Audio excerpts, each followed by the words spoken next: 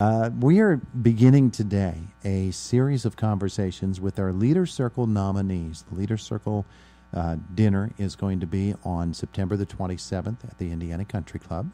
And as part of the Leader Circle every year, we get to meet some amazing people who are the nominees for the various different awards that are given out and earned, and they're all earned. I mean, everybody here who is a nominee certainly is someone who is worthy of the honor in the Leaders Circle. And Alisa DiStefano is with us this morning. It's good to have you with us. Thank you. I'm glad to be here. You are a nominee for the Athena Award. Yes. And the Athena Award is one that is very special to a lot of people's hearts because it promotes business opportunities for women, women in their place in the business community, which sometimes is quite the fight, isn't it? Mm-hmm. Yeah, and the Athena Award is not just for ladies. It can also be for men who have promoted women in their business endeavors as well.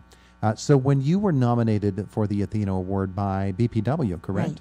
The Business and Professional Women's Club, I imagine that to you was quite the moment. It was quite the moment. It was at our May meeting, and they were talking about the Athena and the Leader Circle coming up, and they wanted to nominate someone, and the president said, well, I have someone in mind. And I'm sitting there just thinking, boy, I wonder who she's talking about.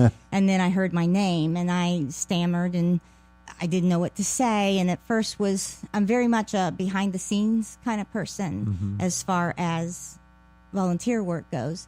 And I was uncomfortable with it, but several of them had been nominated before. And they explained to me the experience, not winning the award, but the experience of being with people who have done so much for the community.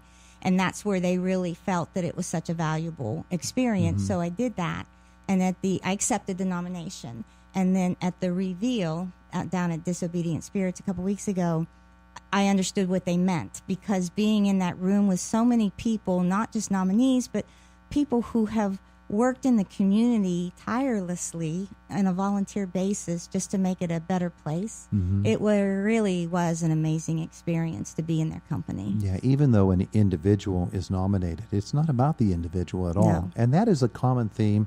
It gets repeated over and over again by everybody who comes in here every year for these Leader Circle nominee interviews with us at Indiana in the Morning. And I think that really speaks to the special nature of what this night is all about. It is really a celebration of people who volunteer, who give of their time for organizations and efforts that are very, very worthy. And without our volunteers stepping up, there's a lot that wouldn't get done, isn't there?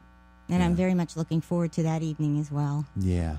Okay, so you were telling me about this wonderful thing that happens with this business that you founded, and the way that the proceeds are then channeled back in. Tell me all about that. Okay. Explain that structure again. I started a business called Whatsoever Lovely Designs, and how that came about, and it's a jewelry making business. I make jewelry with different types of beads, wood or metal or glass.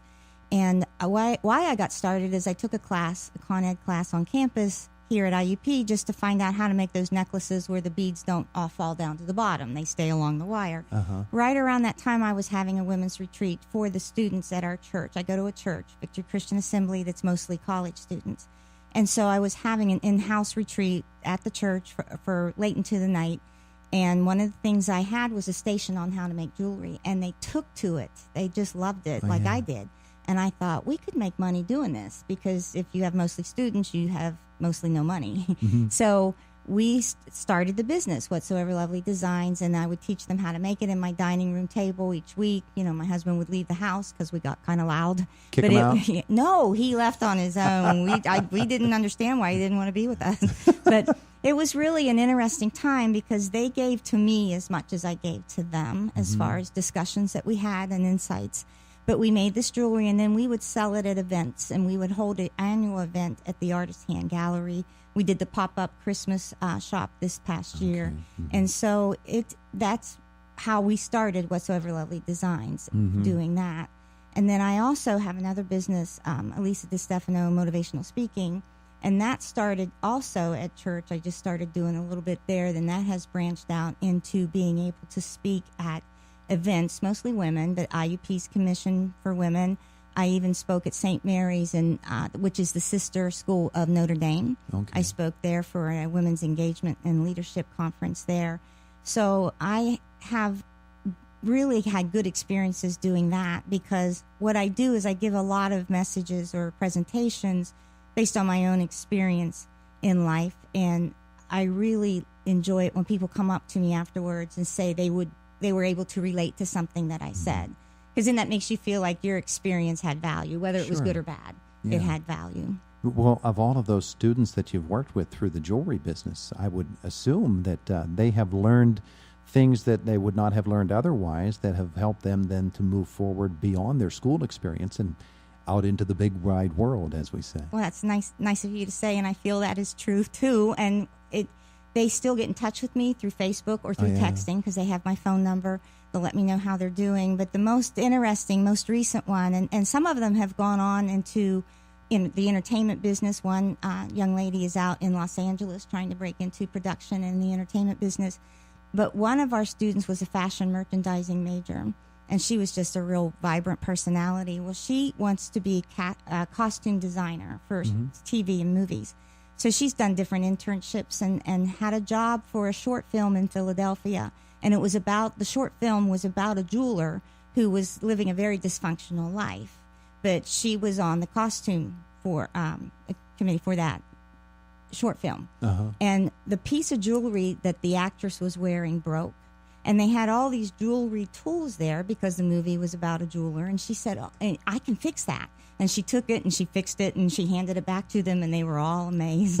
And she felt good. And that was the whole purpose of starting this business too, was to give them confidence. Because once you create something, it boosts your confidence. When you do something different, studies have showed it boosts your confidence.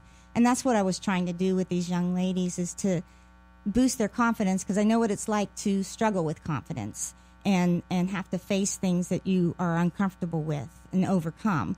And so to see them go out and have these experiences, I also had cooking classes with them in my home, and they've gotten back in touch with me and said, I made that recipe and my family loved it. And all those things, that's where I get my value from those experiences. Is that the theme then when you do motivational speaking?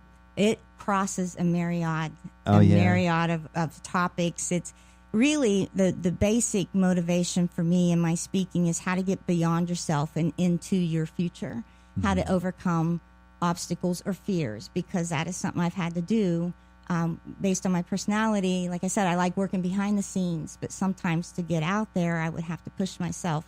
And eventually I started speaking mainly because of my job in financial aid at IUP, but then it kind of went over into ministry work and then into more secular experiences where people were having me come and speak to their organizations.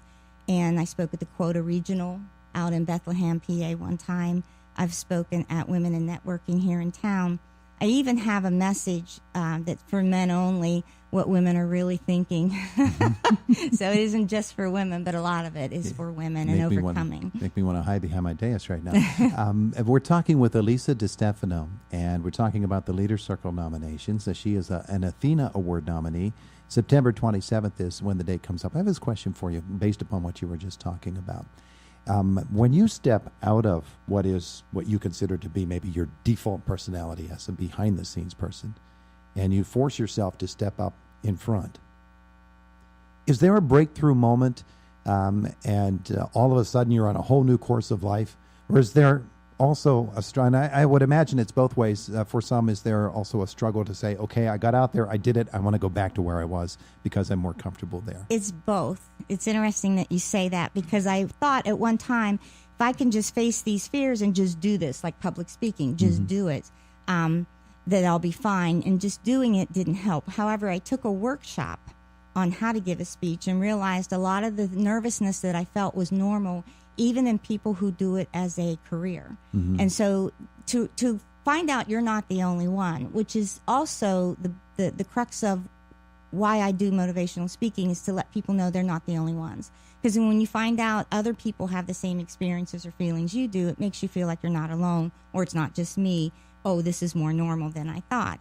So there are some breakthrough moments, and especially after about 60 seconds, once you get up there and get going, you're okay. Yeah. And you can see the reaction of the audience, and you can see maybe there's a few people that are responding to you. So you begin to speak to them and get feedback from them, nonverbal cues and that type of thing. That helps. But there's also, with each time I speak or each time I have a jewelry show, there's nervousness that, what if this time it doesn't go well? Oh, yeah. So there's always a little bit of that in there, but I have done it enough times to realize, number one, I don't want to come to the end of my life and regret that I didn't try. And number two, each time I do it, I find out that I lived through it and it wasn't that bad, Yeah. that I can do it. Yeah. Yeah. I always tell myself in 15 or 20 minutes or whatever the time frame is, I'll be on the other side of this Yep. one way or the other. Yep. And I can go back to being who I want to be, even if stepping out in front isn't exactly who I want to be right this moment. Yes. Yeah, those Same thing for me. going back and forth between those, that's a normal thing. It's not something, you're not all that unusual because you prefer to be in one situation or another, but you're able then to step into another type of Yes. characteristic. We're talking with Alisa DiStefano. She is one of the nominees for this year's Leaders Circle. She is nominated for the Athena Award. September 27th is going to be a really special night, isn't it? Yes, it is. I really am looking forward to it. Yeah. Now, how do people get tickets to the event? Any of the Leaders Circle yes, committee, the Leader I'm Circle. Now, sure. Carol Fry, who's a member of that, she is the one that I spoke with about making a reservation for my husband, who's going with me to the event. Yeah, and as I recall the story now that we had it as a news story, you email Carol Fry, she'll fix you up. Beautiful. Alisa, thanks so much for coming in. Thank you. You're our lead-off hitter in the Leaders Circle nominees. How about see, that? another thing. I stepped out of my comfort zone. There you go. There you go. And you got on base. Now it's somebody else. Somebody somebody else can drive you in after that. Thank you so much. And congratulations on the nomination. Thank you. Thank you. It is the voice of Indiana County, WCCS, AM 1160, 101.1 FM.